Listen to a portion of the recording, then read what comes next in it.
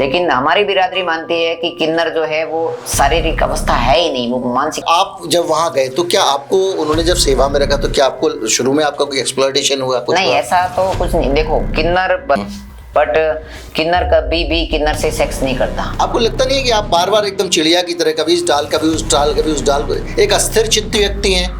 नहीं सर जी, लोग चेंज को शायद पता नहीं नेगेटिवली लेते हैं, लेकिन मैं इसको पॉजिटिवली लेती हूँ। मैं मानती हूँ कि नमस्कार, knockingnewz.com में आपका स्वागत है। मैं हूँ गृजेश वशिष्ठ। आज एकदम अलग फॉर्मेट है और बात अपन कर रहे हैं आज एक ऐसी साहित्यकार के बारे में, या कहें कि ऐसे साहित्यकार के बारे में जिसने एक शब्द भी लिखा है ना, तो मेरे ख्याल से हम सबके जीवन में हमारी सालों की यात्रा के बराबर उस एक शब्द का संघर्ष है। मेरे साथ जो बैठी हैं या बैठे हैं वो है भावना मंगलमुखी।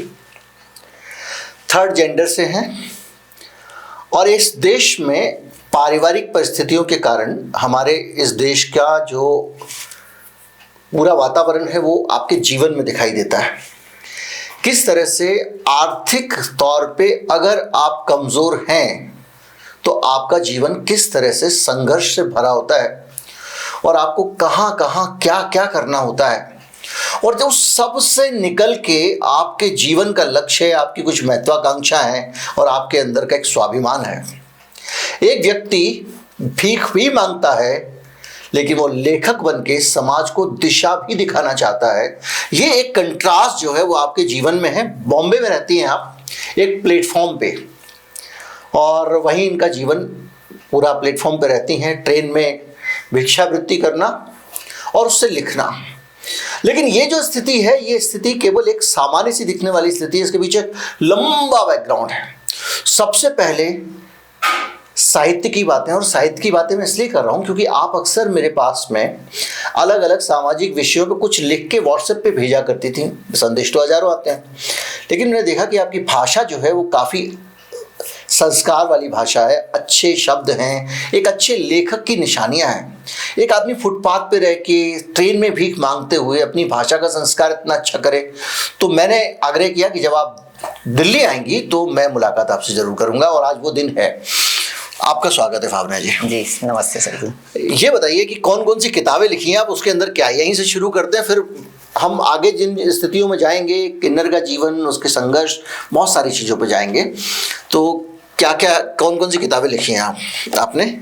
ये है मेरे सपनों का भारत, 2 बुक्स, और दूसरा है अध्यात्म से तर्क की ओर। इसमें ओशो का फोटो, और दूसरी तस्वीर किसकी है?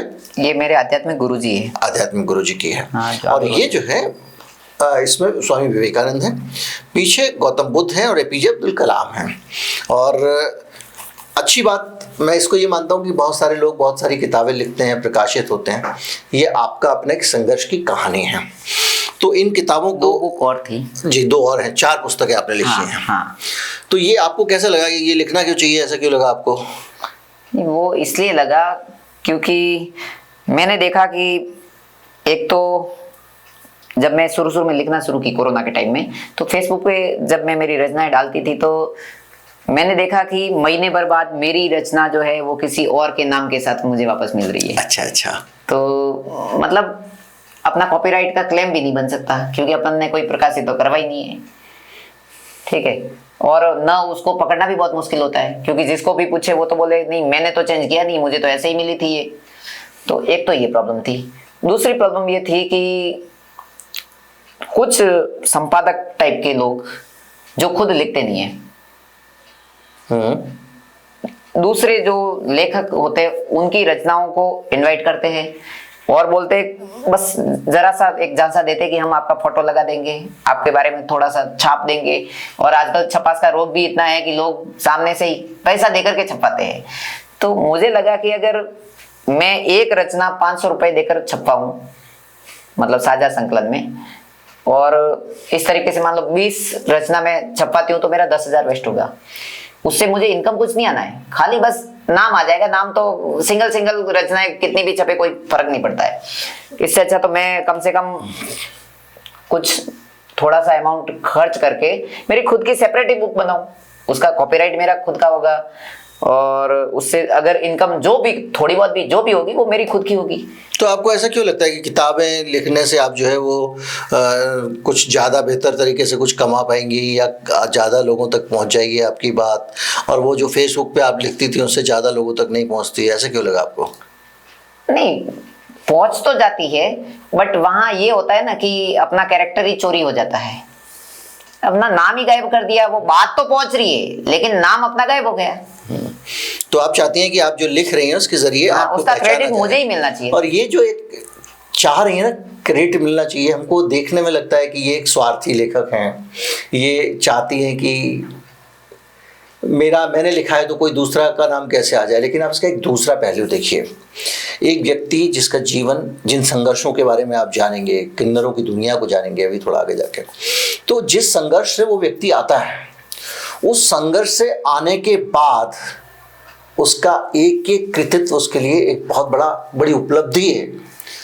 तो वो लोग आपकी रचना नहीं चुरा रहे हैं, वो आपकी एक उपलब्धि चुरा रहे हैं। ये बताइए, अभी आप जब प्लेटफॉर्म पे रहती हैं और भिक्षाटन करती हैं, आप ट्रेन में लोगों से पैसे मांगती हैं, उस पैसे से खर्च करके आप ये किताब छपवाती हैं, तो ये कब से चल रहा है आपका सिलसिला फुटपाथ पे रहने का? क्योंकि आप, जहाँ तक मुझे पता है कि जितने भी लोग हैं थर्ड जेंडर के लोग, वो आते तो अपने परिवारों से ही हैं, हमारे घर में, आपके घर में होते हैं, बिना माता पिता के तो कोई पैदा होता ही कोई नहीं। पैदा होता नहीं है। तो ये जीवन कहीं से शुरू हुआ होगा। तो मैं शुरू में बाद में जाऊंगा, मैं चाहता हूँ कि आप ये फुटपाथ पे जब आप बैठ के और आपने ये शुरू किया भिक्षाटन, तो ये कब से चल रहा है और कैसे, कहाँ से यहाँ आना हुआ?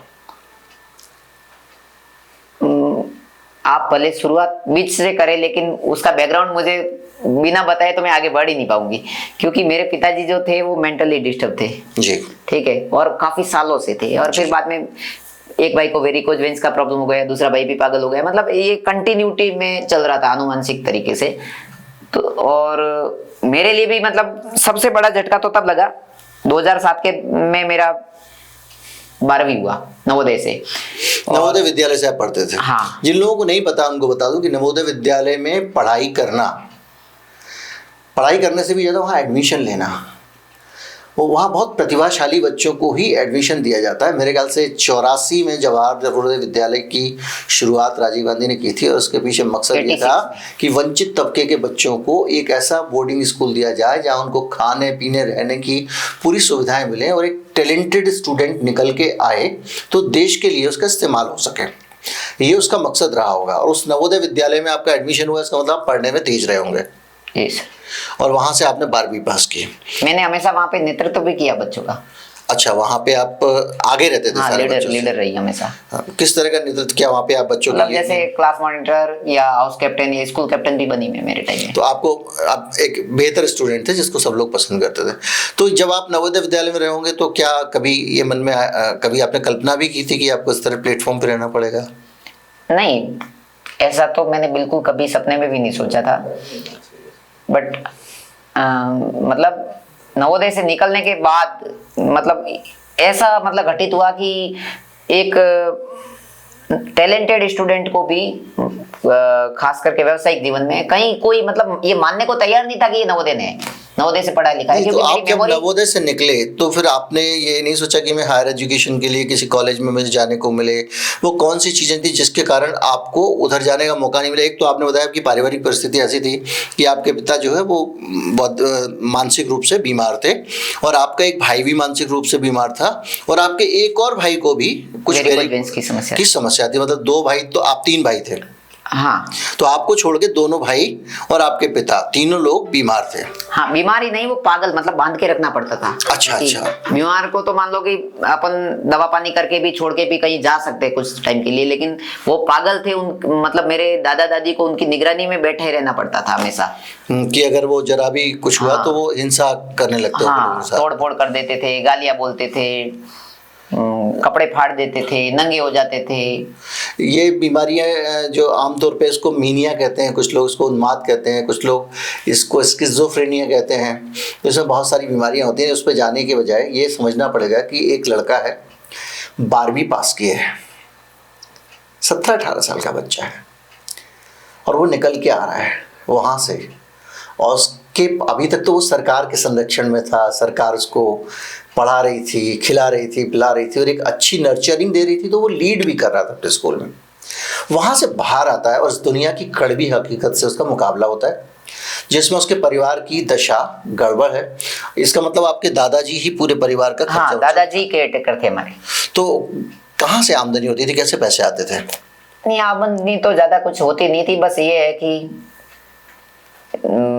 सिर्फ बारिश के टाइम में हमारा कुछ मतलब पैदावार होती थी। दूसरे टाइम की तो मतलब पानी नहीं था, काफी समय तक, लंबे समय तक पानी नहीं था। कहाँ के रहने वाले हैं आप, किस जगह का? राजस्थान। राजस्थान में कौन सा जिला?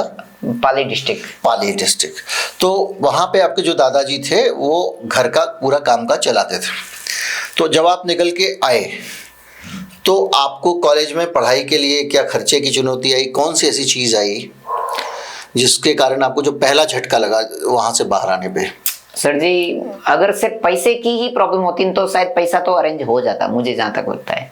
पैसा बहुत सारे लोगों को प्रॉब्लम होती है, नवोदय में ज्यादातर लोग गरीबी होते हैं, जितने भी बच्चे आते हैं वो ज्यादातर गरीब बैकग्राउंड के होते हैं, तो पैसे की प्रॉब्लम तो सॉर्ट आउट हो जाती। लेकिन बट कि मेरे पढ़ने के दौरान एक तो कि उधार लाके कर्जा करके मतलब पढ़ना है, दूसरा कि उस दरमियान मेरे परिवार की नीड कौन पूरी करे, उनकी आवश्यकता को कौन देखे, क्योंकि पिताजी भी बीमार, भाई बीमार। हाँ, मतलब आपकी चुनौती ये थी कि आप खुद की पढ़ाई के बारे में सोचें या अपने परिवार को संभालने के लिए अपने बूढ़े दादाजी और दादी को उसको सपोर्ट करें। तो सपोर्ट करने के लिए आपने क्या किया? आगे की पढ़ाई छोड़ के कुछ काम धंधा शुरू किया? मैंने तो इंडिविजुअल नहीं किया, बट जैसे ही मेरी 12वीं हुई तब मेरे अंकल जो थे उन्होंने किराना का दुकान डाला था। मतलब पहले भी था लेकिन तब नया लिया था थोड़ा ढंग का। तो उनको लगा कि भाई ये घर का बंदा है, इसको ना तो अपने को पेमेंट देना पड़ेगा, चलो कुछ दिन यूज करते हैं। तो बुला दिए और मतलब परिवार वालों को ये बताया कि मैं इसको होशियार करूंगा और दुकान करवा के दूंगा, कुछ दिन बाद ज्यादा बना दूंगा, अपने पैर पे खड़ा हो जाएंगे। हाँ, क्योंकि वो आपके चाचा थे। तो वो भी मान गए, परिवार वालों ने भी बोल दिया कि ठीक है चलो। दादाजी ने कहा अपना बेटा है तो। हाँ, लेकिन बाद में उनका बिहेवियर मतलब जैसे ही मेरा वो रिजल्ट आया ना, तो मैंने बोला कि मुझे टीसी लेने के लिए जाना है। बोले नहीं, टीसी नहीं लाना है। मेरी तो 10 साल बाद लाई थी और पढ़ के क्या होना है। मतलब उनको यही था कि नहीं, टीसी ले आया तो फिर एडमिशन भी ले लेगा कहीं, तो एडमिशन लेने देना ही नहीं था। लेकिन ठीक है, मैं वहां मतलब से वो एक भागकर घर के ही लड़के को, जो गरीब चूंकि परिवार था, तो उसको एक्सप्लॉइट करना चाहते थे। वो अपनी दुकान पे उसका शोषण करना चाहते थे कि एक फ्री का कर्मचारी मिला हुआ है, हाँ, इससे काम कराओ। और सपना अपने खुद के पिता को ये झूठा आश्वासन दिया कि मैं अपने भतीजे को कुछ इंसान बना दूंगा, कुछ इसका काम धंधा शुरू करा दूंगा, बिजनेस शुरू करा दूंगा, इसको ट्रेन कर दूंगा, तो ये अपने पाँव पे खड़ा हो जाएगा, तो खुद का भी सपोर्ट करेगा, परिवार का भी करेगा। फैक्टर क्या है यहाँ पे? गरीबी। मैं हमेशा कहता हूँ 2 जाति है, एक गरीब एक अमीर। भारत के गरीबों की जिंदगी क्या है इसको आप समझिए। अब क्या होता है कि आपके पिता जो चाचा जी थे उन्होंने आपको फिर घर भी नहीं जाने दिया, तो फिर आप उनके चंगुल से कैसे निकले? फिर मैं वहां से भी भाग गई। अच्छा, मतलब भाग गया मतलब बहुत ज्यादा ही मतलब क्या है कि ना वो फिर आपके मन में ये नहीं आया कि मैं अगर भाग के जा रहा हूँ यहाँ से तो मेरे दादाजी जो है वो कैसे रहेंगे, क्या होगा? नहीं, तब तक ये था कि मेरे दादाजी को भी उन्होंने फोन करना बंद कर दिया था। जब तक सिर्फ मेरे साथ हो रहा था तब तक तो दादाजी को लगता था कि नहीं, शायद ये नया नया अभी एडजस्ट नहीं कर पा रहा है, इसलिए शिकायत कर रहा है। लेकिन कुछ दिन बाद मतलब उन्होंने दादाजी को भी कट करना शुरू कर दिया था मेरे अंकल ने। तो फिर दादाजी को भी मतलब बात समझ में आ रही थी, उन्होंने भी बोला कि अब उनके पास नहीं रहना है, क्योंकि ना तो वो मतलब तुमको ढंग से रखेंगे, ना तुम्हारा पेमेंट भी मतलब हमको भी नहीं मिलेगा। तो भाग के फिर आप वापस घर चले गए दादाजी के पास? घर नहीं गई, मैं बॉम्बे में मेरे मामा के पास गया। मामा के पास? मामा ने फिर मुझे मेडिकल पे रखा। मेडिकल पे मतलब? मेडिकल की दुकान पे, मतलब अच्छा, दवा की दुकान थी उनकी, सर्विस पे, वहां पे उन्होंने रख लिया। हाँ। तो मामा कुछ वेतन देते थे या मामा भी वैसे नहीं, मामा की दुकान नहीं थी वो, उन्होंने दूसरे की दुकान पे रखवाया था मुझे। जी जी। और लेकिन वो ठीक था मेरे हिसाब से। मुझे लगता है कि मेडिकल का लाइन मेरे लिए ठीक हो सकता था, तो थोड़ा एक सॉफ्ट कॉलर जी। लेकिन फिर क्या होता है कि मेरे मतलब 2 महीने बाद ही मेरे भाई, जो सेकंड भाई था, उनकी शादी अंकलेश्वर में होती, गुजरात के अंकलेश्वर में, और बहुत करोड़पति पार्टी, मतलब हिंदुस्तान यूनिलीवर का जो स्टॉकिस्ट।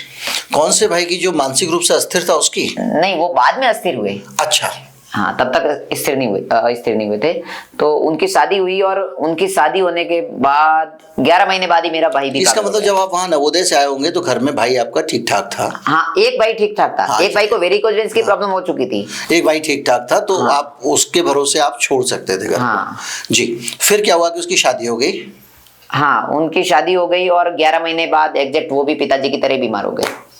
ओके, तो इसमें कुछ ना कुछ आपका आनुवंशिक रहा होगा या हेरिडिटी रहा होगा या कुछ हाँ, और? मतलब तब तक तो मेरा परिवार हमेशा से यही मानता रहा कि भाई भगवान का अंश, दुष्ट का अंश, शैतान का अंश, पता नहीं, भूत प्रेत, ये इसी में उलझा रहा। मतलब मंदिर मस्जिद तांत्रिक पोपा इन्हीं में उलझा रहा। जी। लेकिन आज मैं इस निष्कर्ष पे पहुंचती हूँ कि शायद वो एक बाइपोलर डिसऑर्डर होगा और जेनेटिकली ट्रांसफर होता होगा। अब आप देखिए, घर में एक भाई है जिस पे आप भरोसा कर सकते हो कि भाई ये है तो मेरा परिवार स्टेबल है, क्योंकि दादाजी बुजुर्ग हैं। नहीं, तब तक तो दादाजी थे। हाँ, बुजुर्ग हैं लेकिन। हाँ। और पिताजी जो हैं वो मानसिक रूप से ऐसी स्थिति की पीढ़ से बांध के रखना पड़ता है। चलो, भाई है, एक दूसरा भाई बीमार है, एक भाई है, लेकिन उस भाई के साथ भी वही हुआ कि वो पिताजी वाली अवस्था में पहुंच गया। अब आप एक राजस्थान के पाली के एक गांव के लड़के का संघर्ष देख रहे हैं, और मत भूलिएगा कि ये लड़का एक लेखक है जिसकी किताबें आज फ्लिपकार्ट और अमेजॉन पे बिक रही हैं। इसके बाद क्या यात्रा शुरू हुई? जैसे कि आपको वहाँ पे उन्होंने हॉस्पिटल में दवा की दुकान पे आपको रखा, तो आप वहाँ पे आप फिर वहाँ से ये दशा क्यों आई अचानक एकदम? नहीं, वहां से हुआ ये कि मेरे भाई की जब गुजरात में शादी हो गई तो वो थे हिंदुस्तान यूनिलीवर के स्टॉकिस्ट। जी। तो मेरे मामा ने सोचा कि मतलब ये अपनी मदद करेंगे, बड़ी पार्टी मदद करेंगे, अपनी बेटी की मदद करेंगे तो अपनी भी मदद करेंगे।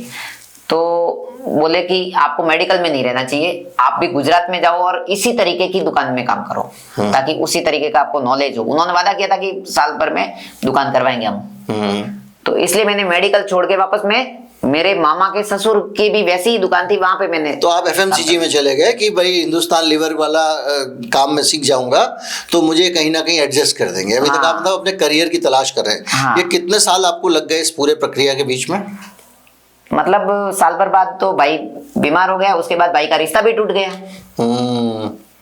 तो फिर वो भी स्थिति जो है वो हाँ, विकट हो गई। और अब फिर आपकी जिम्मेदारी पूरा में- परिवार जो है, जैसे किसी ने बोला कि आपके खेत में ही कुछ किया हुआ है या घर में कुछ किया हुआ है, तो पूरा परिवार जो है गांव और घर छोड़ के ऊंजा मिरादाता दरगाह पे 2 साल रहा। और मैंने वहां पे एक होटल में वेटर की नौकरी की, रोज का मुझे 70 रुपये मिलता था। जी, चौथा प्रोफेशन है। तो आप ये इस तरह से चलता रहा, तो इसमें आपको फिर बाद में ये अचानक स्थितियां कैसी बदली?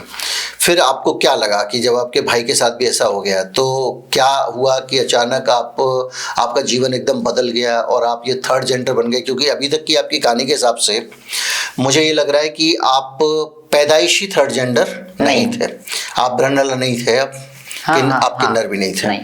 तो ये एक कहानी से समझ में आ रहा है कि ये किन्नर बनना आपने स्वीकार किया या इनको मजबूर किया गया, ये आगे के डिस्कशन में हमको क्लियर होगा। तो अब ये बताइए कि उसके बाद में आपने कैसे आपका जीवन आगे बढ़ा? क्या आप वो काम करते रहे? कितने समय तक किया आपने? 2014 में लास्ट में मेडिकल में काम कर रही थी। जी। 10,000 मेरा पेमेंट था, लेकिन तब तक मेरे दादाजी भी बीमार थे, मतलब लगभग पिछले 5 साल से बीमारी थे। लेकिन जब तक वो जिंदा थे तब तक मुझे उनसे काफी हौसला मिलता था कि भाई अपने दादाजी है, वो संभाल लेंगे। और एक और बात फैक्ट है कि मेरे जब पिताजी बीमार होते थे या भाई बीमार होता था तो वो किसी से कंट्रोल नहीं होते थे, 10 लोगों से कंट्रोल नहीं होते थे, लेकिन बीमार दादाजी की आवाज सुन के वो तुरंत कंट्रोल होते थे। तो जब तक दादाजी थे तब तक तो मतलब मेरा काफी हौसला रहा। जैसे ही दादाजी गुजरे तो फिर 2 स्थिति से मैं बहुत ज्यादा मतलब जूझ रही थी। एक तो ये कि अब मेरी शादी कौन करेगा, क्योंकि एक उम्र भी मेरी लगभग समझो कि 26-27 साल की हो रही थी उस समय।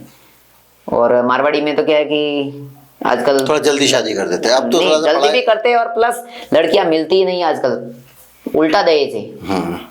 वहां लड़की वाले ज्यादा भाव खाते हैं।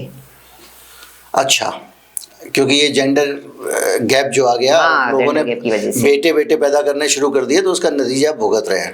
तो नहीं, अब लड़कियां है भी, लेकिन फिर भी वो ये है ना कि लड़की का पिता भले खेती कर रहा है लेकिन उसको दामाद चाहिए अंबानी का बेटा। Okay okay. गरीब को कोई देना नहीं तो चाहता। आपको उस वक्त ये चिंता हुई कि भाई मेरी शादी कैसे होगी? हाँ, कैसे होगी, और प्लस दूसरी चिंता इसकी किसी भी तरह से तो हो सकता है मुझे भी पिताजी या भाई की तरफ वापस पागल होना पड़ जाए। ओके। क्योंकि मेरी मेमोरी भी तो थोड़ी उसी चिंता में काफी लॉस हो चुकी थी, मुझे कुछ याद भी नहीं रहता था। तो आप उस दौरान ये एक सामान्य जिंदगी नहीं थी, उस दौरान इस एक लड़के के ऊपर जो कहीं दुकान पे नौकरी करके अपना सरवाइव कर रहा था, उसके ऊपर बहुत सारे मानसिक प्रेशर भी थे।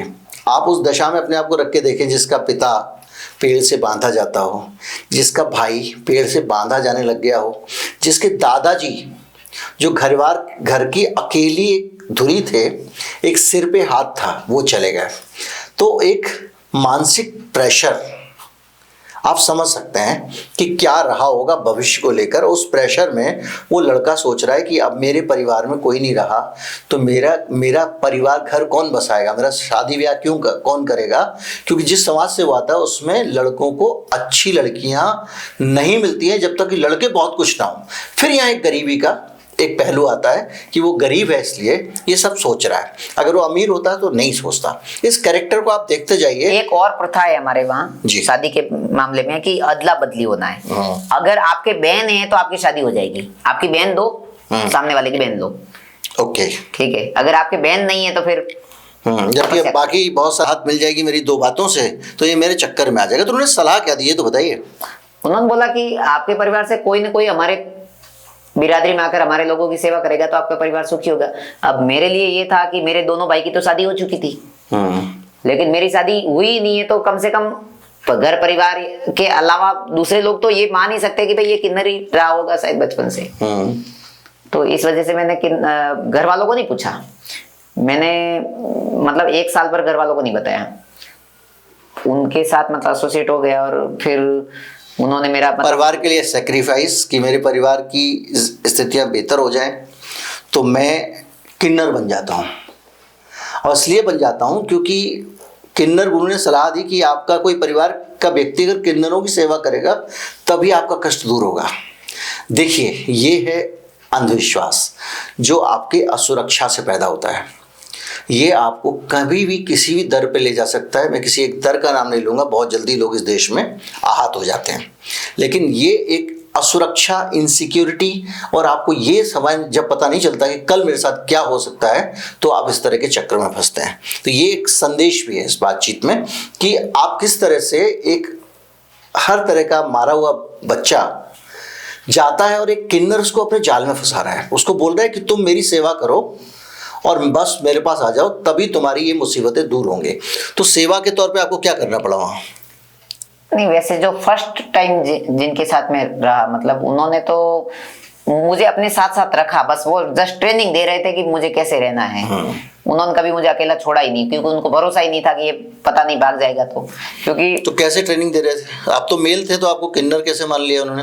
नहीं, किन्नर तो ऐसा है कि प्रकृति में, कुदरत में आप देखेंगे तो 2 या 3% ही बाई बर्थ किन्नर होते हैं, बाकी सब मेल ही होते हैं। 3% तो बहुत बड़ा होता है मेरे ख्याल से। 3 बर्थ हो नहीं, जितने किन्नर दिखते हैं उनमें से 2-3%। जी जी जी। किन्नर का 2 या 3% जो है वो बाई बर्थ होते हैं। अब देखिए, एक कल्पना कीजिए ना, जिस समाज में कन्या भ्रूण हत्या हो सकती है, तो क्या किन्नर से इतनी नफरत करने वाला समाज किन्नर को बड़ा कर देगा?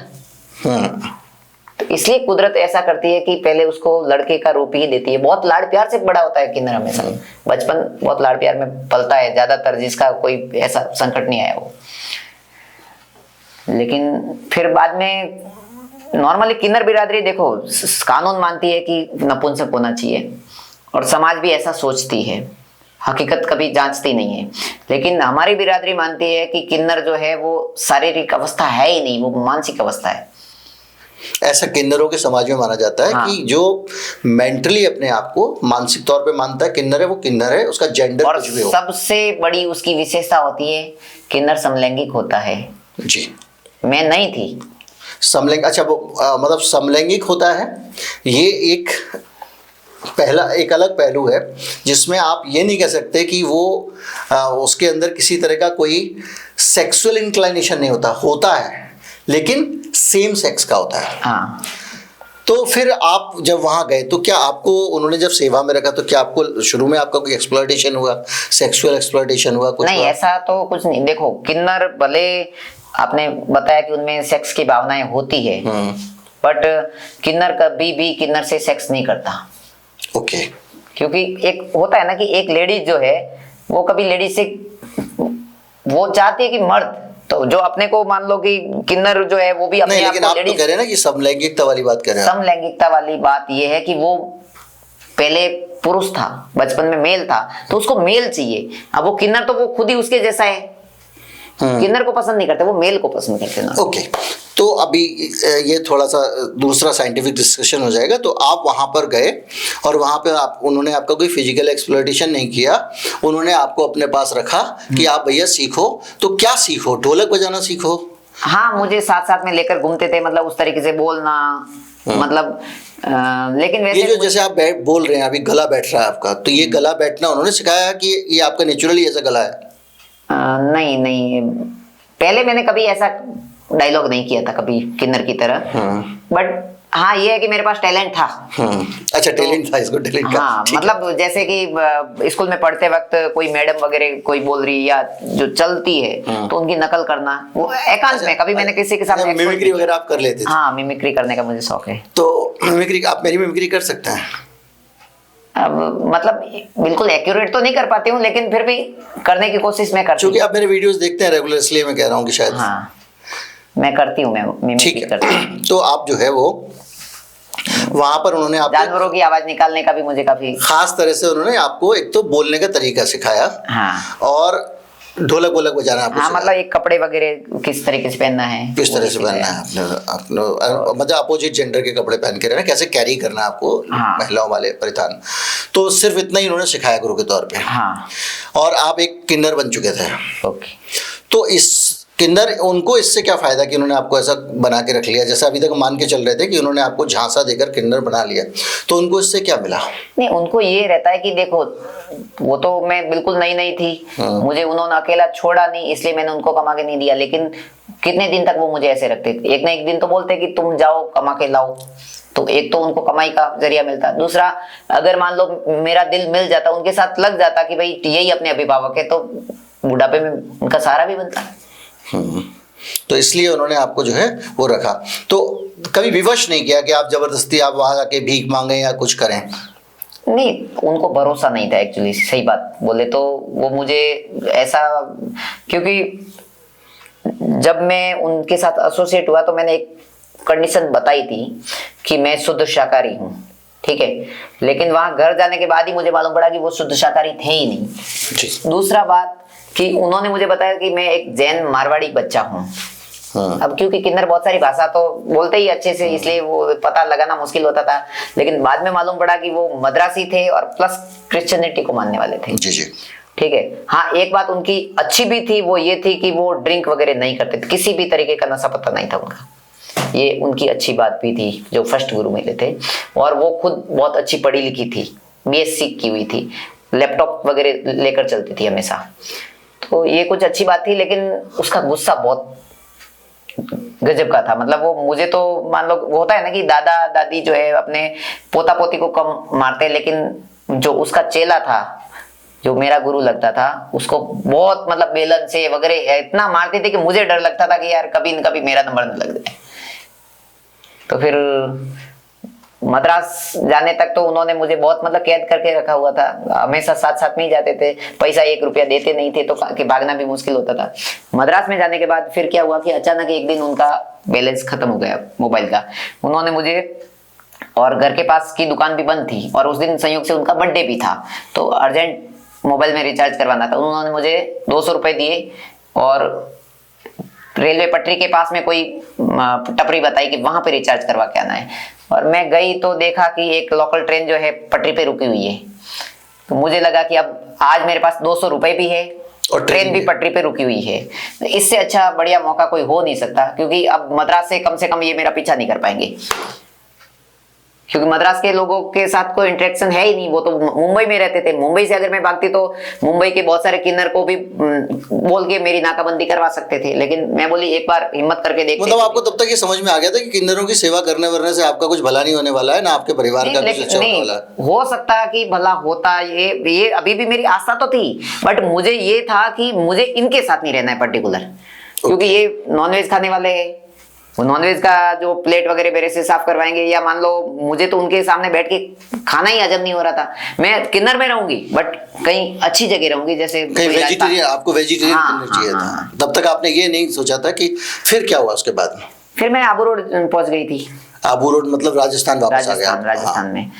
और पहले तो उन्होंने मेरे को रखने से मना कर दिया था, क्योंकि वहां भी आप किन्नरों के पास ही गए? हाँ, किन्नरों के पास, किन्नर के। तो अब तक आप मेंटली अपने आप को सेटल कर चुके थे कि अब हम किन्नर? हाँ, अब मैं किन्नर में ही रहूंगी, क्योंकि ये था कि मुझे किन्नर की तरह रहना तो आ गया था, बोलना वगैरह वो सब पब्लिक भी मुझे मानने लगी थी कि हाँ किन्नर ही। तो ये पहला काम था जो आपने सीखा था। मेडिकल का काम आप ठीक से नहीं सीख पाए थे, एफएमसीजी का नहीं सीख पाए थे, तो आपको ये एफएमसीजी में मैं अच्छी मार्केटर भी रही हूँ। अच्छा, अच्छी सेल्समैन रही हूँ, मैंने ऑर्डर वगैरह सब कुछ करना आता है, बट ये है कि थोड़ा कंफ्यूजन स्टेज में रहने की वजह से थोड़ी भूल हो जाती थी कभी कभी। अच्छा अच्छा।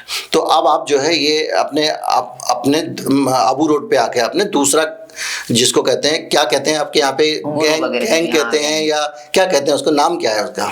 अखाड़ा। दूसरा अखाड़ा आपने ज्वाइन कर लिया। डेरा भी बोलते हैं। अब देखिए, इस बीच में इस डिस्कशन को, इस यात्रा को थोड़ा सा होल्ड करके हम लोग इनके जीवन की कुछ बातें और जान लेते हैं, किन्नरों की दुनिया की। क्योंकि अगर हम यहाँ से आगे निकल गए, किन्नर के आश्रम से, अखाड़े से अगर आगे निकल गए, तो यहाँ की बात रह जाएगी। देखिए, बहुत सारी ऐसी खबरें आती हैं कि किसी को किन्नर बनाया जा रहा था, जेंडर चेंज किया जा रहा था, वो मर गया। तो ये जो प्रोसेस होता है जेंडर चेंज करने का, क्या आपका उस वक्त जेंडर चेंज हुआ था? नहीं, मेरा तब तक नहीं हुआ था। इवन मैं साधु भी बन गई थी, तब तक भी नहीं हुआ। नहीं, अभी साधु पे बाद में जाएंगे क्योंकि हाँ। सिलसिला। तो ये बताइए कि आपका नहीं चेंज हुआ था, तो क्या आपने सुना था कि किसी का चेंज करने की प्रक्रिया में मौत हो गई? बहुत रेयर होता है ऐसा। अच्छा, होता चेंज करने की जो प्रक्रिया है वो कौन अंजाम देता है? क्या कोई सर्जन प्रॉपर जिसके पास आप जाके करवाते हो, या कुछ मामलों में फरीदाबाद में मुझे याद है कि केस आया था कि वो खुद ही, उनका एक कोई ऐसे झोला छाप डॉक्टर था, वो कर देता था और उससे किसी की मौत हो गई थी। बाद में पता चला कि बहुत सारी लाशें वहाँ पे उसने गाड़ के रखी हुई थी, वो मिली। तो क्या कोई इस तरह के लोग करते थे आपके वहाँ पे, या कोई सर्जन से आप कराते थे प्रॉपर? जहाँ तक मुझे सुनने में आया है कि पहले तो हमारे लोग ही करते थे। अच्छा। और वो कैसे कि मान लो किसी को बहुत ज्यादा नशा दे दो, मतलब दारू वगैरह पिला दो बहुत ज्यादा, और फिर अचानक से कलम कर दो, और फिर जैसे खट्टी छाछ और पता नहीं क्या क्या जो भी वो सब, और गरम पानी वगैरह डाल देंगे। अच्छा। मतलब वो रक्त बहना रुक जाएगा। अच्छा। और मतलब वो उनका एक परंपरा वाला। नहीं, जो आपने सुना हो वो बता दीजिए। हाँ। क्योंकि हमारे लिए और उसमें वो ये मानते हैं कि हम देवी की मतलब वो कुछ उपासना में बैठेंगे और उससे फिर वो मतलब एकदम नॉर्मल हो जाएगा और इस तरीके का। लेकिन मैंने ऐसा देखा नहीं है। मेरा जो हुआ था वो भाई मतलब सर्जन से हुआ था। सर्जन से हुआ था। तो सर्जन में लगभग इतना कोई तकलीफ भी नहीं होता है। अभी हम कब कराया आपने, इस पे आएंगे। हाँ। लेकिन उससे पहले उस आश्रम में जब आप रहे, दूसरे वाले में, अखाड़े में जब आप रहे, आबू रोड वाले में, तो वहां पे आपने जो है वो उस तरह से वो देखा वहां पे कि किस तरह से जीवन चल रहा है, और वहां पे आपका मोह भंग कब हुआ? क्या वहां पे आप टिके रहे या वहां से भी निकले? नहीं, वहां तो मैं आबू रोड में तो बहुत मतलब यूं समझ लो कि किन्नर लाइफ का मेरा स्वर्णिम युग था वो। अच्छा। 1.5 साल जो रहा ना, बस। हाँ, ये है कि मुझे पैसा तो नहीं मिला क्योंकि मैंने मांगा ही नहीं उनसे, पैसा सारा उनको ही देती थी। और मुझे भी ये था कि मैं पैसा दूंगी, कुछ पैसा जमा होगा तभी तो वो मुझे मतलब पक्का बनाएंगे, ताकि मैं फिर। पक्का बनाने का मतलब? पक्का वही जेंडर चेंज करना है। अच्छा, जेंडर चेंज करने के लिए ऐसा नहीं वो खर्चा वर्चा नहीं करते, इन्वेस्ट नहीं करते? अपना इन्वेस्ट नहीं करते वो, आप कमा के देंगे तब जाके करते। आप कमा के देंगे तो आप ही के पैसे से वो जेंडर चेंज करेंगे, और आप वहां पर उस वक्त किन्नर जीवन का आनंद ले रहे थे। और कोई हार्मोनल अंदर से इस तरह की चीजें आपने महसूस की कि उस पूरे एम्बियंस में रह के, नए तरीके से बोल के और नए तरीके के कपड़े पहन के जब आप समाज से व्यवहार कर रहे हैं, तो क्या अंदर से आपकी सोच में भी स्त्रीत्व आता है कुछ? हाँ, आता है थोड़ा थोड़ा। मतलब ये कि पुरुषत्व धीरे धीरे क्षीण होने लगता है। क्षीण होने लगता है। स्त्रीत्व तो मेरे अंदर नहीं जागा, आज भी नहीं है, लेकिन पुरुषत्व जो है वो थोड़ा थोड़ा एग्रेशन जो होता है आमतौर पे, जो पुरुष के हार्मोन होते हैं उसकी एक पहचान होती है एग्रेशन। दूसरा मस्कुलिन बॉडी, मांसपेशियां मजबूत होती हैं। क्या ये चीजें भी कम होती हैं कि उसमें जाके? नहीं, वो सिर्फ कपड़े पहनने से कम नहीं होती है, तभी तो आप उस वातावरण में रहने से, उस मानसिक कंडीशनिंग में। मैं बता देती हूँ कि आपने देखा रहेगा कि जो भी किन्नर बहुत ज्यादा आक्रामक होता है, लड़ाई झगड़ा मार कूट ये वो, ज्यादातर आपको विदाउट जेंडर चेंज वाले ही मिलेंगे। जिसका भी जेंडर चेंज हो जाता है वो काफी शांत हो जाता है। हाँ, वो तो आमतौर पे हम देखते हैं कि मतलब बैल और सांड वाला ही सेम एग्जांपल। हाँ, कुत्तों के साथ भी ऐसे ही होता है। जब कोई कुत्ता बहुत एग्रेसिव होता है तो डॉक्टर कहता है कि भाई इनका थोड़ा सा करा दो आप। ये अगर कोई बहुत ज्यादा एग्रेसिव हो रहा है तो इससे भी आप आइडिया लगा सकते हो कि ये इसका जेंडर चेंज हुआ ही नहीं है। जेंडर चेंज हुआ नहीं है। तो वहां वो स्वर्णिम युग जो था आपका किन्नर काल का 1.5 साल, उसको फिर आपने क्यों छोड़ा? वो ये कि जब मैं घर गई थी फर्स्ट टाइम, तो कुछ लोगों ने बोला था कि अगर आपका शादी नहीं करना था तो साधु बन जाते तो हम शायद मान सकते थे आपको। किन्नर बनना ही उनको थोड़ा आपत्तिजनक लग रहा था। तो फिर उसके बाद कुछ समय बाद, तब तो मैंने नहीं माना था, कि उनको थोड़ा सा लोभ दे दिया था कि चलो ठीक है मैं अब आपकी मदद भी कर लूंगी। लेकिन कुछ समय बाद, मतलब कुछ साधु संतों के सम्मेलन में मुझे जाना हुआ, और वहां साधु संतों ने जब बोला, मतलब एक अलग तरीके का प्रलोभन दिया कि आप हमको ज्वाइन कीजिए और हम आपको मतलब अलग अलग प्लेटफॉर्म पे लेके जाएंगे और आपको बड़ा साधु बना देंगे। तो मुझे लगा कि किन्नर बनने से तो अगर साधु लोग अपने को ऐसा बड़ा कोई प्लेटफॉर्म देते हैं तो साधु ही बन जाते हैं। क्योंकि साधु की सामाजिक स्वीकार्यता है, हाँ, किन्नर की सामाजिक स्वीकार्यता नहीं है। साधु को सम्मान ज्यादा मिलता है। किन्नर घर में आता है तो लगता है मुसीबत आ गई जल्दी से जाए, और साधु आता है तो आप बड़ा पैर वैर छूते हो, तो एक सामाजिक प्रतिष्ठा की आपको एक उम्मीद की किरण देखी कि भाई मुझे समाज में एक स्वीकार्यता आएगी, तो आपने जो है ये सोचा मैं साधु बन जाती हूँ। लेकिन मेरे साथ ऐसा होता है कि किन्नर बनने, मतलब साधु बनने के बाद भी मेरा किन्नर वाला टैग हटा ही नहीं था। कुछ लोग अभी भी मुझे किन्नर की तरह ही ट्रीट कर रहे थे। अच्छा, जो जानते थे ना कि ये पहले से किन्नर था, तो वो एक टैग लग गया था। तो फिर मुझे लगा कि अब टैग तो वैसे ही लगा ही हुआ है। जेंडर चेंज नहीं हुआ था। हाँ, आप साधु हो गए थे। हाँ, और आपने उस दुनिया को त्याग दिया था। हाँ, उसके बावजूद लोग ये चाह रहे थे कि ये जो व्यक्ति है ये साधु जरूर है, लेकिन ये किन्नर है। हाँ, और ये किन्नर है, साधु बन गया है, लेकिन ये है थर्ड जेंडर। हाँ, वो आपको मेल मानने को तैयार नहीं था। हाँ, टैग लग गया। मेल मतलब आपका नाम भूरा राम था ना, जो सबसे इंपॉर्टेंट है। भूरा राम जो है उसकी कहानी चल रही है भूरा राम से भावना होने तक की, भावना बांग्ला मुखी तक की। तो आप बताइए भावना जी कि ये जो है आप साधु बन गए। अब जिस तरह से एक परेशान व्यक्ति को एक किन्नर गुरु मूर्ख बनाता है और कहता है कि आपके जीवन की समस्याएं दूर हो जाएंगी अगर आप मेरी सेवा करो, उसी प्रकार से एक साधु भी डोरे डाल रहा है। ये एक कड़वी हकीकत है। तो साधु जो है उसके पास आप जाते हैं और साधु आपको दूसरी तरह का प्रलोभन देता है। वो कहता है कि आपके जीवन की परिस्थिति जो कष्ट है वो दूर हो जाएंगे, ऐसा कह के किन्नर ने आपको अपने साथ जोड़ा। और साधु ने आपको कहा कि जीवन में आपको आप बड़े साधु बन जाओगे, आपके चेले चपाटी होंगे, आपकी बहुत प्रसिद्धि होगी वगैरह वगैरह। तो आजा बेटा फ्री के कर्मचारी मेरे पास आजा। तो कितना समय रहे आप साधु के पास में? नहीं, वहां तो मैं लगभग 20-21 दिन रुकी। उसके बाद उन्होंने ही मुझे मेरे घर पे छोड़ दिया। बोले अब आप यहीं रहो, माता पिता की सेवा करो, जब जरूरत होगी हम कोई सम्मेलन वगैरह होगा जब हम जाएंगे तो आपको भी इनवाइट करेंगे। तो क्या आपको क्या लगता है उनकी नियत ये रही होगी कि आपको एक्सप्लॉइट करें, या ये नियत रही होगी कि भाई ये कहाँ किन्नर विन्नर बन गया है, इस बच्चे को वापस घर वापस ला दें? हो सकता है ये भी रही हो। एक सही, हम किसी को बुराई क्यों माने, हो सकता है उनकी नियत सही रही हो। तो वहां साधु से आप वापस निकल आए। इस बीच में, इस पूरे जीवन में आपने क्या क्या ऐसी एक्टिविटी की जो किन्नर करते हैं? क्या आप लोगों के घर पे पैसे वैसे मांगने जाते थे, जैसे शादी वादी में जाना, उनके यहाँ पे उनसे पैसे मांगना? देखो, जब मैं सबसे पहले बॉम्बे वालों के साथ रही तब उनके साथ साथ जाती थी, मैं कुछ नहीं मांगती थी। वो मांगते थे जैसे भी मांगते थे, ठीक है। आपकी ट्रेनिंग हो रही थी? हाँ, मैं देखती थी बस। मद्रास जाने के बाद तो वो खुद ही नहीं मांगते थे।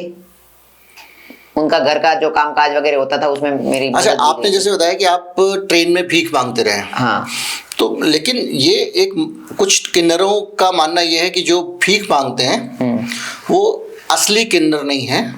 ये किन्नरों का काम नहीं है। किन्नरों का काम है बधाई गाकर पैसे लेना। चूंकि लोग पैसे आसानी से देते नहीं है, इसलिए परेशान करके लेना, धमका के लेना, ये जो कुछ करते हैं ड्रामा वामा करके लेना, छाती पीटने लगना, कपड़े वपड़े ऊपर उठाने लगना, ये करना। तो लेकिन ये जो अब बड़ी संख्या में देख रहे हैं हम, हर लाल बत्ती पे कुछ लोग खड़े हुए हैं, तो ये क्या है? क्या सचमुच में किन्नर भीख मांगते हैं? क्योंकि आप तो सचमुच आप उनके साथ रही हैं, आपने उनकी जो भी आपने उनकी दीक्षा वीक्षा ली होगी। क्या है गुरु दक्षिणा वगैरह? वैसे तो देखो, मानो तो सब भीख ही है, लेकिन नाम अलग अलग दे देते हैं। जैसे अब स्कूल में कोई फीस बोलता है, कोई डोनेशन बोलता है, कोई घूस बोलता है, कोई कुछ बोलता है, तो सब भीख ही है। लेकिन जो दूसरा मांग रहा है वो भीख, और मैं मांग रहा हूँ वो चंदा। नेता वगैरह जो बोलते हैं ना, तो नेता अगर चंदा मांगता है तो वो भी भीख ही है। बट ये है कि दूसरा मांग रहा है तो वो भीख है, वो भले। जबकि मेरा मानना ये है कि ट्रेन में मांगने वाला अगर ₹1 2 प्रेम से किसी से मांग रहा है तो वो ज्यादा बेस्ट है, बजाय कि जो ब्याह शादी में जाके 21,000 दे दो, 25,000 दे दो। ये तो और भी वो परेशान करने वाली बात है। ठीक है, आप लिमिटेड लोगों को कर रहे हो, इसलिए आपके दुश्मन ज्यादा नहीं हो रहे। और ट्रेन वालों क्या है कि रोज सैकड़ों के संख्या में या हजारों की संख्या में लोगों से मिलते हैं और उनसे होता है, तो उनके बारे में लोगों की राय या वो जल्दी जल्दी चले जाते हैं। आप मैं लोगों की बात नहीं कर रहा हूँ, मैं बात कर रहा हूँ किन्नर समाज के अंदर के लोगों की। हाँ। जो उन लोगों का कहना है कि ये जो लाल बत्ती पे लोग दिखाई दे रहे हैं ये किन्नर नहीं है, ये किन्नर वेश में कुछ लोग आ गए हैं और वसूली कर रहे हैं, पैसा कमा रहे हैं। तो उनसे काउंटर सवाल ये किया जाना चाहिए कि आपके रहते हुए ये आ गए तो फिर आप लड़ाई झगड़े होते हैं, मारपीट होती है, उसमें हाँ। बहुत सारी चीजें होती हैं। तो आप साधु बन के वापस साधु से निकल गए, फिर आप क्या किया? आपने दोबारा किन्नर बन गए? नहीं, दोबारा किन्नर बनने से पहले मैं साधु से निकलकर सामान्य जीवन भी जिया मैंने। अच्छा। एक उदयपुर में ऑनलाइन मतलब साधु रहते हुए ही मेरे पिताजी गुजर गए थे। मतलब ये हुआ था कि साधु रहते हुए मेरा गुजारा नहीं हो पा रहा था। मतलब एक तो ये कि किन्नर का टैग लगा हुआ ही था, मुझे काम कोई दे नहीं रहा था। फिर ऊपर से साधु रूप में तो और भी कोई काम नहीं देता कि भाई साधु से कौन काम करवाए, और ना ही पैसा मिल रहा था। किन्नर में तो मान लो कि कोई भी दे भी देता कि चलो, मतलब मैं तो वैसे जिद करती नहीं थी, लेकिन लगता है ना कि शायद नहीं देंगे तो जिद करेंगे। दाढ़ी वाड़ी बढ़ाई थी क्या जब साधु बने थे? तो नहीं, मैं कबीरपंथी साधु की तरह थी। मतलब अच्छा, कबीरपंथी थे आप, ठीक है। सफेद वस्त्र धारण किया था, भावदास नाम था तब। भावदास। हाँ। तो आपका भाव शब्द जो है आपका पीछा नहीं छूट रहा है ना? तो वो मेरी लेखनी में भी है तभी तो आप सामान्य जीवन में चले गए, एक नौकरी वोकरी आपने की? हाँ, ऑनलाइन कंपनी से जुड़ी उदयपुर में, और 7-8 महीने लगभग मैं उसमें रही, लेकिन ज्यादा इनकम तो कुछ नहीं हुई। लेकिन वहां मुझे काफी कुछ सीखने को मिला, ये किताब लिखने का आइडिया वगैरह, वो सब मतलब सोच बनी वहां से। फिर क्या हुआ कि आप वहां से निकल गए और आपने जो है ये काम शुरू किया, आप दोबारा से आप घर गृहस्थी वाले जीवन में आ गए और आपने ये जो कोई कंपनी आपने ज्वाइन की ऑनलाइन वाली, और उसमें आप काम करने लगे। हाँ। और ये सब बातें आपने, जो आपकी नई किताब आई है उसमें ये सब लिखा है आपने? हाँ, सब लिखा है, सब। इसके अलावा भी बहुत कुछ लिखा और होगा। एक और खासियत है मेरी जो नई किताब जो बायोग्राफी है ना, उसमें मैंने मेरा उसी रूप में वर्णन किया है जिस समय लोग मुझे जिस रूप में जानते थे। अगर मैं मतलब किन्नर में थी तो मैंने प्रोनाउंसिएशन जो है मेरे लिए थी ही किया है। अच्छा, भाषा तो क्या, भाषा तो आपकी अच्छी है, मैंने इसको देखा है। तो अब आगे हम चलते हैं कि आप गृहस्थ जीवन में आ गए। अब आपने गृहस्थ जीवन क्यों छोड़ा? आपको लगता नहीं है कि आप बार बार एकदम चिड़िया की तरह कभी इस डाल कभी उस डाल कभी उस डाल, एक अस्थिर चित्त व्यक्ति हैं जो कहीं टिक के नहीं रह सकता, जिसको कहीं पे कुछ भी रास नहीं आता, जिसका कहीं मन नहीं लगता, चैन से रहना ही नहीं जानता, जहां भी रहेगा उसका कुछ दिन में मन भर जाता है? आपने बताया बहुत अच्छे लोग मिले आपको, किन्नर के तौर पे भी अच्छे लोग मिले, साधु के तौर पे भी अच्छे लोग मिले, आप भाग जाते हैं बार बार? नहीं सर जी, लोग चेंज को शायद पता नहीं नेगेटिवली लेते हैं, लेकिन मैं इसको पॉजिटिवली लेती हूँ। मैं मानती हूँ कि change is the rule of nature and necessity of the progress. परिवर्तन संसार का नियम है। हाँ, और सही बात यह भी है कि आपको अभी भी आर्थिक और सामाजिक रूप से जो जगह चाहिए वो आपको नहीं मिली है। हाँ। इसलिए आप अंदर से बेचैन और भी हैं। जब तक मतलब सेटिस्फेक्शन नहीं मिलेगा तब तक इंसान परिवर्तन करेगा। करेगा। अब आप वहां से सामान्य जीवन से फिर दोबारा किन्नर कैसे बने? आप किसके पास गए, किसके आश्रम में गए, किसके खाड़े में गए आप? वो ऑनलाइन कंपनी छोड़ने के बाद मतलब आज जब मैंने लेखन शुरू किया तो उसके भी पे मुझे टीचर का जॉब मिला गांधीधाम में। अरे वाह। मैंने 4 महीने बच्चों को पढ़ाया, मतलब कोर्स तो लगभग कंप्लीट हो चुके थे, रिवीजन करवाया, एग्जाम करवाए, नए एडमिशन के लिए मतलब सब वो किया। लेकिन मुझे बोला गया था 10,000 पर मंथ, 2 स्कूल में पढ़ाना, मॉर्निंग में और आफ्टरनून 2 शिफ्टिंग। 10,000 बोला था, मैं संतुष्ट थी, ठीक है कोई बात नहीं। बट जब कौन सा विषय पढ़ाते थे आप? मैं नॉर्मली हिंदी और सोशल साइंस। चूंकि आप पढ़ने में तेज तो पहले से ही थे। हाँ, तो हिंदी तो है ना, मेरा नवोदय के समय से ही। हाँ, और वैसे ऑल सब्जेक्ट में पढ़ा सकती हूँ, खाली संस्कृत नहीं आती मुझे। जी जी।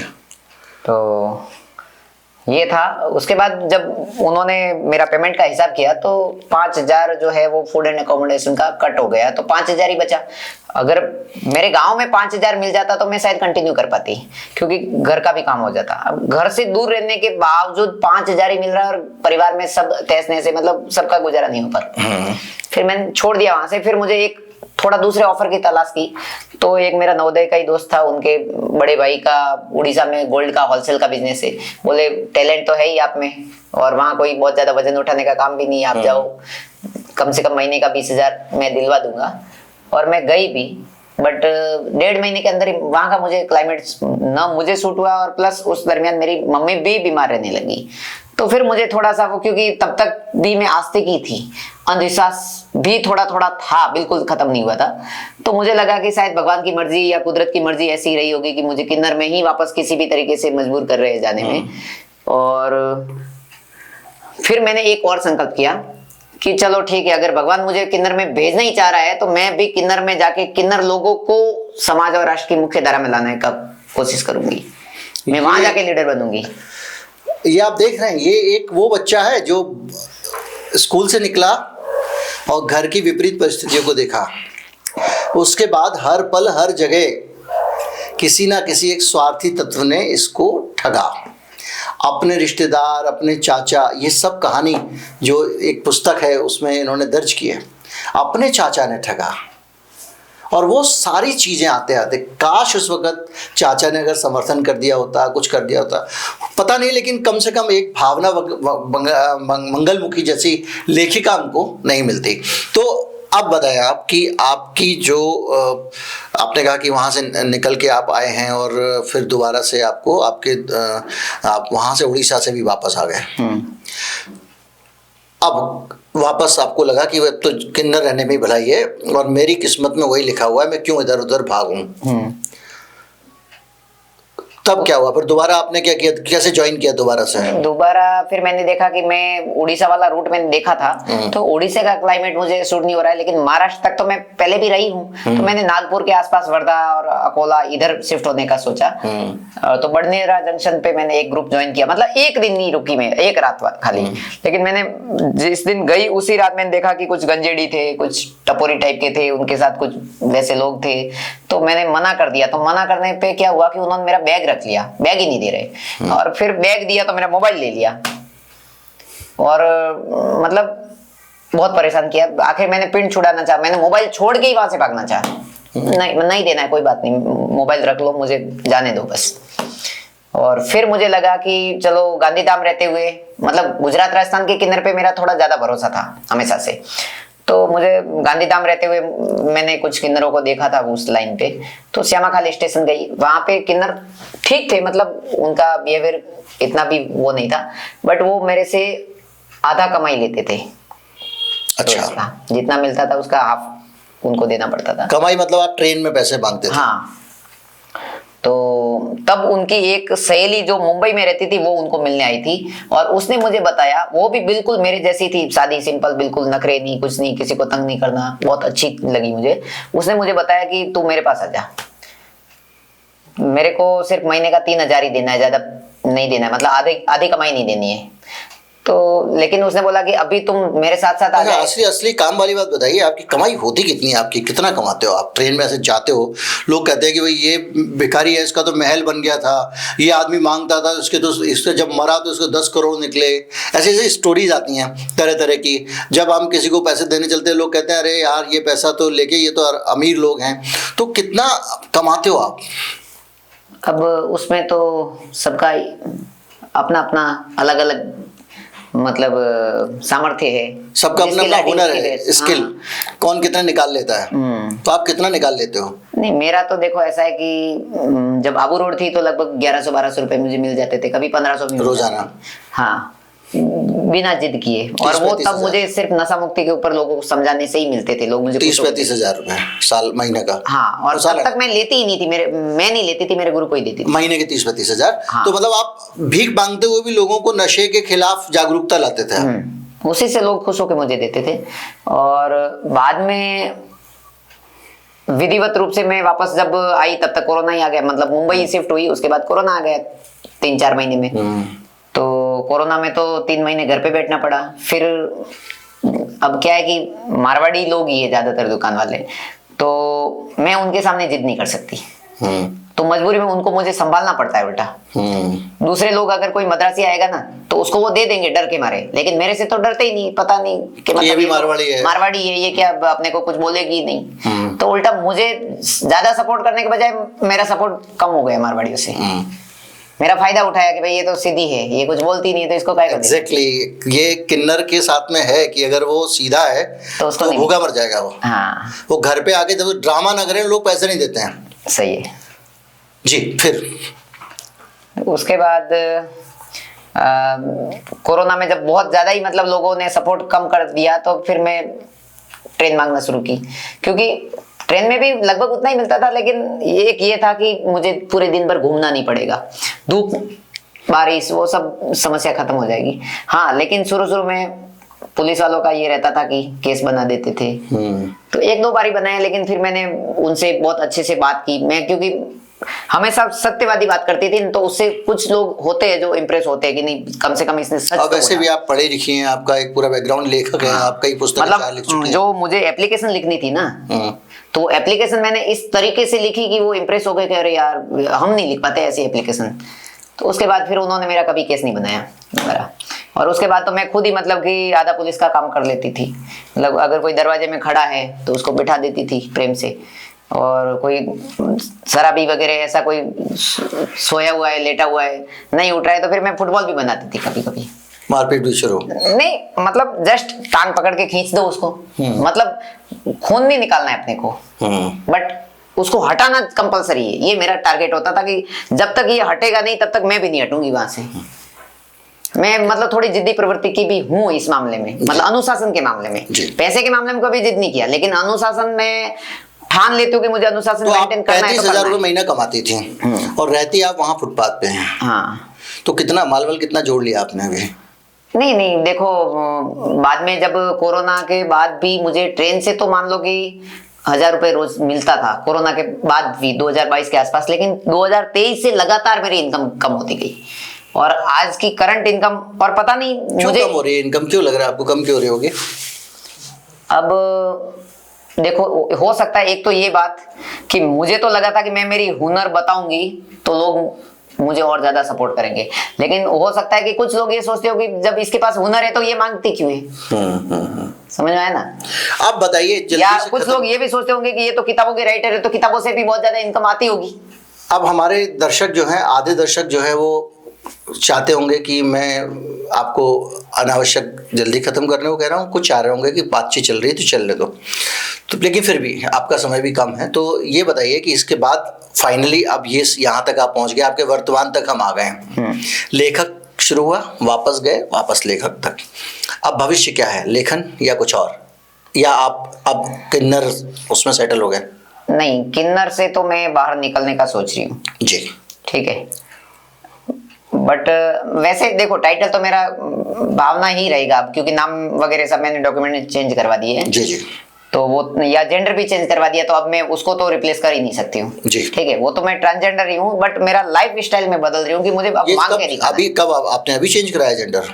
नहीं, 2020 में करवाया। 2020 में करवाया था। हाँ तो अब मांग के नहीं खाएंगे आप? हाँ, अब आत्मनिर्भर बनूंगी। आत्मनिर्भर बनेंगे तो क्या करेंगे, क्या सोचा है? अब ये है कि मुझे एक सूचना मिली है कि हरियाणा के अंदर एक किन्नर ने स्कूल खोला है, तो मैं कल वहां जाऊंगी, देखूंगी। अगर वहां मेरा कुछ मतलब एक मिनिमम जरूरत जितना मिल जाता है तो मैं वो ज्वाइन करने का अध्यापन करेंगे फर्स्ट, ताकि उसके साथ साथ और आगे पढ़ाई भी पूरी करना। अध्यापन करेंगे और आगे की पढ़ाई करेंगे। बट अगर मान लो कि वहां वही प्रॉब्लम आती है जैसे गांधीधाम वाली, कि भाई 5,000 मिलेगा, हाँ, तो फिर मैं वो नहीं करूंगी। फिर मेरे भाई के साथ मिलकर के, भाई का अभी पुणे में दुकान है, छोटा दुकान है, मॉल के बाजू में, कम चलता है, तो हमने डिसाइड किया कि हम अब वो लोकेशन बदल देते हैं, कोई अच्छी लोकेशन देखते हैं, थोड़ा बड़ा दुकान देखते हैं और सब मिल के साथ में रहते हैं। ये भी आपका प्लान? हाँ। तो अभी एक आखिरी में आपसे, सबसे आखिरी में, आमतौर पे हम ऐसे बड़े बड़े लोगों के इंटरव्यू में ये सवाल पूछते हैं, लेकिन मुझे लगता है उन सारे बड़े लोगों से ज़्यादा हक आपको है ये बताने का, कहने का। अपने पूरे जीवन के अनुभवों से आप दूसरों को 2 लाइन में क्या संदेश देना चाहेंगे? सर जी, ज्यादातर बड़े बड़े लोगों को देखा रहेगा वो सफलता का मंत्र देते हैं, सफल कैसे होना है, लेकिन मुझे जहां तक लगता है आज के समय की सबसे बड़ी जरूरत है ये बताना कि अगर आप असफल हो जाओ तो जिंदा कैसे रहना है। मेरी ये बुक लिखने का जो मेरी बायोग्राफी मैंने लिखी है, जिंदगी के रंग परिस्थिति के संग, जब ये मैं लिख रही थी तो मेरे कुछ दोस्त कमेंट कर रहे थे, अविरल संघर्ष की दास्तां, भावना मंगलमुखी। तो आपका कहना ये है कि कैसी भी स्थिति हो, खराब स्थिति हो, उसमें हार नहीं मानना चाहिए, और ये आपका जीवन एक अपने आप में उदाहरण है जो एक संदेश देता है। उम्मीद करता हूँ कि इस पूरे वार्तालाप से आप कुछ बहुत सीखने जानने को मिला होगा। हमने अपनी सीमाओं का पूरा ख्याल रखा है और ख़ास तौर पे एक समाज के लिए एक बेहतर सकारात्मक इंटरव्यू आपको देने की कोशिश की है, इसमें मनोरंजन डालने के बजाय। नमस्कार। नमस्कार।